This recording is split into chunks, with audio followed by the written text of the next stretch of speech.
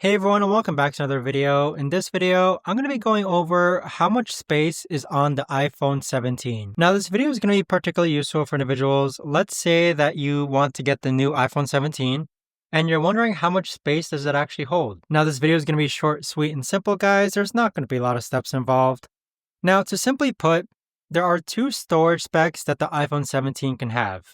It can have 256 gigabytes, which is like the standard storage space for this. And for casual people who aren't taking so many videos or photos, 256 gigabytes should usually suffice enough. Now, if you do want to upgrade storage space, the next tier is the 512 gigabyte phone.